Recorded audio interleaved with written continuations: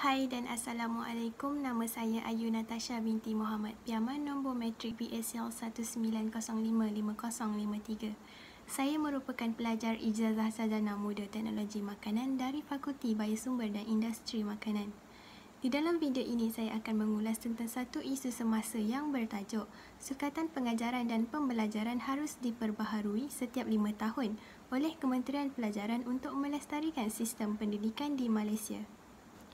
Pendidikan di Malaysia adalah satu usaha berterusan ke arah memperkembangkan lagi potensi individu secara menyeluruh dan bersepadu untuk mewujudkan insan yang seimbang dan harmoni dari segi intelek, rohani, emosi dan jasmani. Usaha ini adalah bagi melahirkan rakyat Malaysia yang berilmu pengetahuan, berakhlak mulia, bertanggungjawab, berketerampilan dan berkeupayaan mencapai kesejahteraan diri serta memberi sumbangan terhadap keharmonian dan kemakmuran keluarga, masyarakat dan negara. Sistem pendidikan di Malaysia diselia oleh Kementerian Pendidikan Malaysia iaitu KPM. Pendidikan Malaysia boleh didapatkan dari sekolah tanggungan kerajaan, sekolah swasta atau secara sendiri. Sistem pendidikan dipusatkan terutamanya bagi sekolah rendah dan sekolah menengah. Terdapat peperiksaan piawai yang merupakan ciri yang biasa bagi negara-negara Asia. Sebagai contoh, pentaksiran tingkatan 3 dan sijil pelajaran Malaysia. Proses pengajaran dan pembelajaran dilihat sebagai satu indikator yang utama bagi membentuk para pelajar mempertingkatkan kualiti kehidupan sekaligus melahirkan pelajar minda kelas pertama. Kaedah pelaksanaan proses yang sentiasa mengalami evolusi ini perlu diberi perhatian bagi memastikan daya saing pelajar seiring dengan falsafah pendidikan negara. Minda kelas pertama adalah agenda kerajaan dalam jangka masa panjang yang memerlukan segenap penjuru usaha serta komitmen daripada pelbagai peringkat. Pembaharuan sukatan pengajaran dan pembelajaran pada setiap 5 tahun oleh Kementerian Pelajaran adalah sebagai persediaan bagi melahirkan pelajar berfikiran lebih kreatif dan inovatif. Namun demikian, terdapat beberapa cabaran yang dihadapi oleh pelajar dan tenaga pengajar berkaitan dengan isu ini.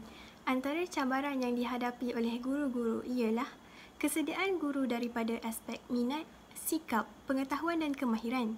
Selain itu, penguasaan guru-guru terhadap teknologi masa kini serta penambahbaikan dan pemantapan strategi yang perlu dilakukan.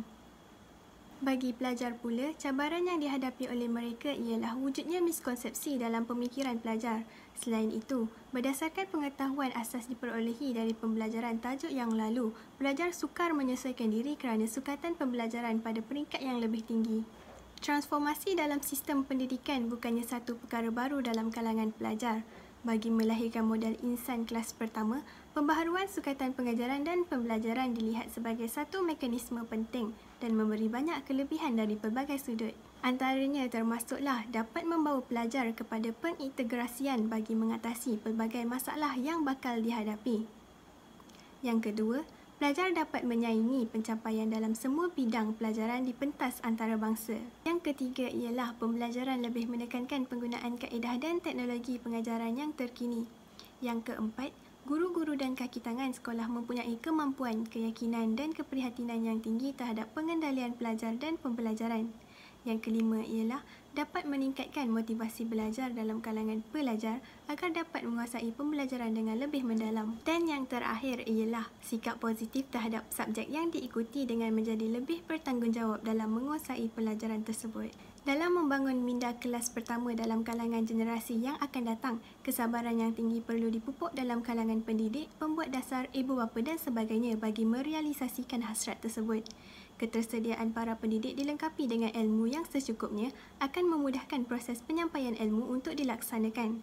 Walaupun impak untuk melahirkan insan kelas pertama mengambil masa untuk direalisasi sepenuhnya, namun dalam jangka masa yang tertentu kita akan dapat tuai apa yang diimpikan.